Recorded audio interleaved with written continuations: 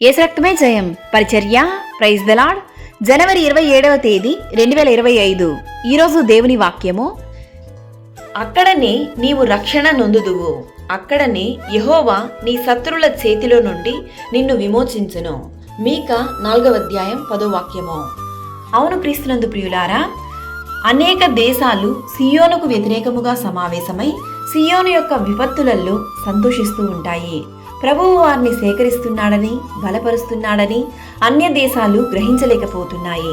అయితే దేవుడు తన ప్రజలకు జయమునిచ్చుటకు చిత్తము కలిగి ఉండగా ఆ ప్రజలకు బలమును సామర్థ్యమును సమకూర్చువాడు ఆయనే.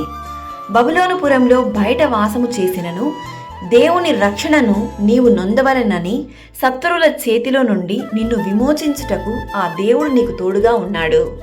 ఈరోజు ఈ వాక్యం వింటున్న ప్రియ సహోదరి సహోదరులారా, అనుదినము మన జీవితంలో కూడా అనేక మంది పాపమునకు బానిసలుగా, పాపపు చెరలు, అపవాది యొక్క హస్తాలలో జీవిస్తున్నప్పటికీ మన విమోచకుడు మనులను అనునిత్యం విమోచిస్తూ శత్రువుల నుండి మనల్ని రక్షిస్తున్నాడు.